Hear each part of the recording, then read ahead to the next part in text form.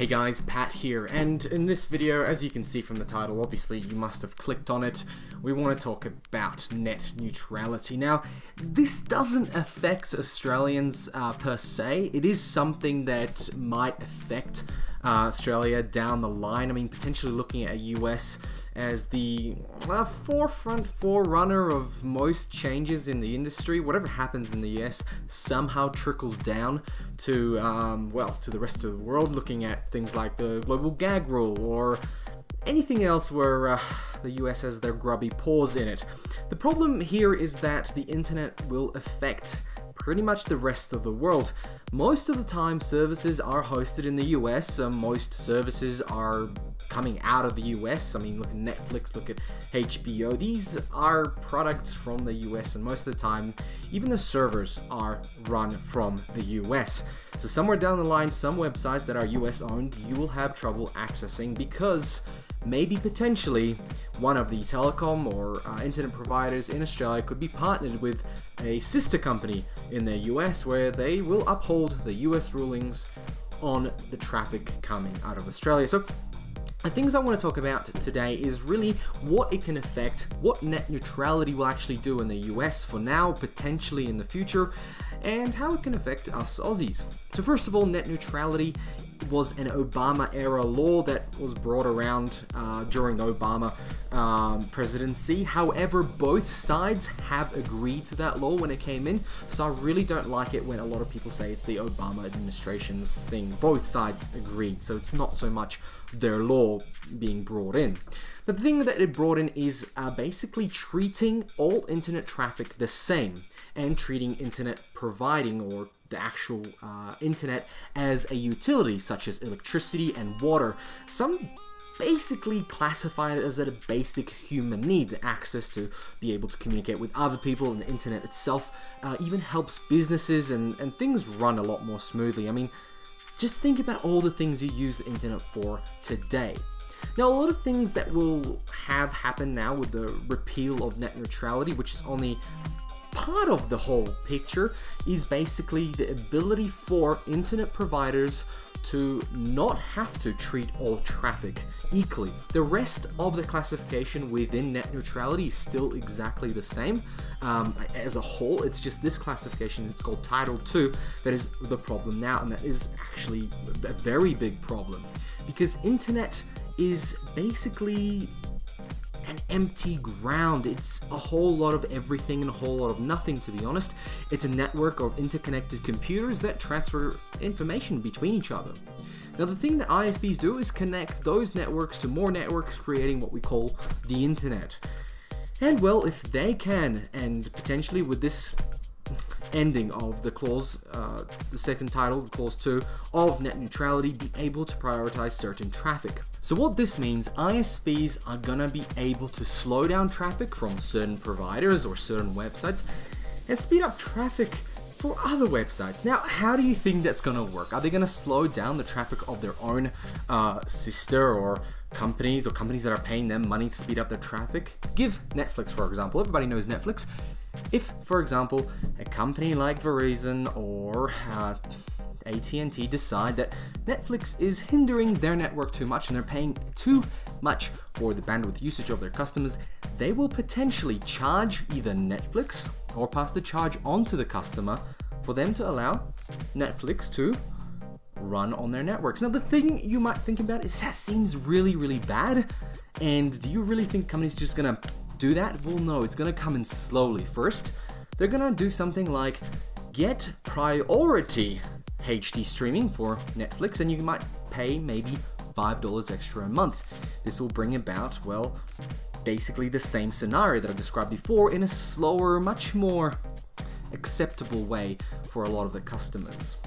Prioritizing or deprioritizing certain lanes of internet is gonna cost the customer and probably potentially even cost the provider if they don't want to pass the cost on to the customer. Netflix is big enough to potentially get charged by their ISP providers, but they will potentially pass it on the consumer. So all in all, it's a loss to the consumer.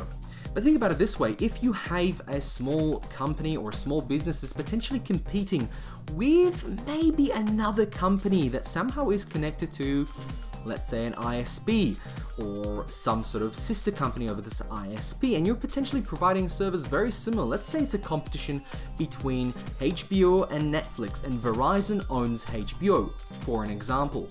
They will prioritize HBO streaming services much better and obviously faster than Netflix, making customers think, oh, Netflix is terrible or slow, and potentially switch over, earning more customers to HBO, therefore Verizon being the winner here. Now, don't get me wrong, I keep saying Verizon or AT&T, Comcast is also here to blame, all these big large companies in the US. That's where I'm currently at, and that's what I've been seeing around here. There is a lot of talk about net neutrality and how bad it can be. I mean, imagine this scenario. You potentially have packages just like you have packages when you're buying a home, or you might be buying a car with all these little upgrades. You can get the basic car where you can access your emails, but you might have to end up paying for a social media package. Another $5.99 a month. It won't really change, but then let's say $4.99 for watching YouTube, or then another package to watch another service, or have access to maybe, I don't know, probably porn. Porn is probably going to be the biggest loser out of all this, and technically speaking, they can do and block whatever traffic they want. Next thing that's going to get blocked is probably VPN, because as soon as you thought, oh, net neutrality, the only way to get around it is VPN, well, you can see traffic that is VPN traffic, and they will end up slowing it down or blocking it altogether. Some ISPs already do in some cases, specifically mobile. There is some sort of question around that, but this is potentially the future of the US. Now, how does it affect Australia? Well, potentially if you are trying to connect to services in the US and your ISP has a potential American owner. I mean, look at IGA. IGA, the food store, the supermarket, locally owned, it's US owned. Just Google it. It's US owned. So the proprietaries of the name obviously are basically based in the US. So if a person like, let's say, provider ABC makes a deal with provider ABC US, and they say that their traffic when it goes to the US to access certain areas gets throttled by net neutrality and slowed down. Well, that is pretty much the prerogative of the owner of the ISP.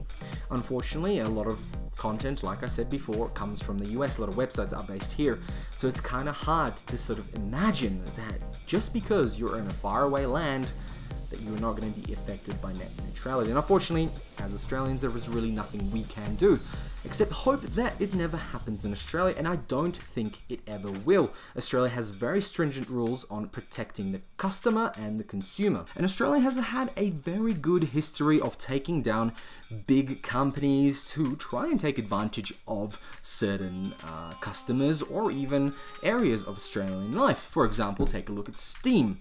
Steam recently lost a case against the Australian Consumer Agency, basically because they didn't do refunds, and it's law in Australia to be able to provide refunds on, well, honest grounds, or grounds that actually require a refund. So Steam had to change and has provided refunds, and technically speaking, as long as you buy a game with Steam in Australia, you can be provided a refund. This is a fantastic win for consumers, and something that potentially would not happen if it wasn't for all the other stringent rules that Australia has kept on their back. So I'm hoping that anytime an ISP tries to throttle the speeds of certain websites or certain providers or Netflix or anything like that, the Australian FCC will step in and protect its customers. Unfortunately, in America, the FCC chairman, Ajit Pai, has not protected his own constituents, and unfortunately gone ahead and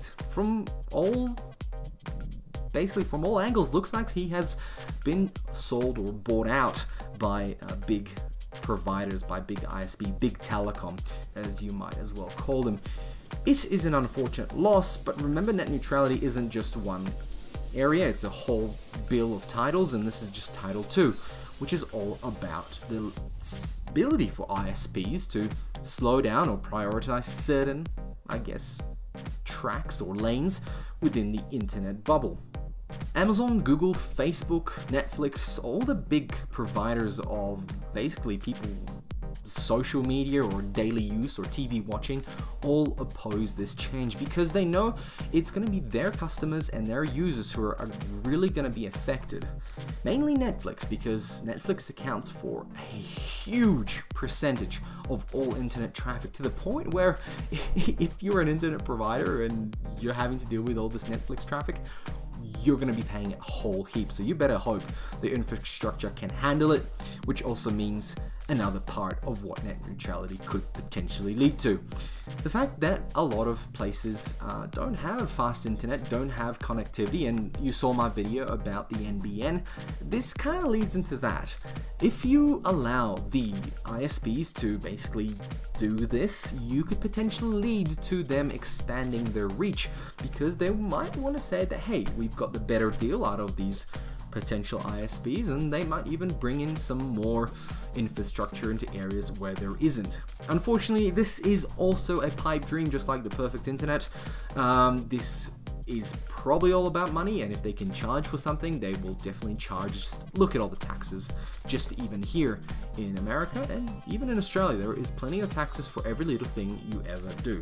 Interestingly enough, because America is similar to Australia in the sense that it's got states can basically have their own rules or laws within their state, and even towns can have their own laws, and some towns have taken to create their own laws of net neutrality, meaning that ISPs that provide services in those towns or areas or states could potentially have to follow the laws set out by their potential net neutrality things that they might invent themselves, whatever it is.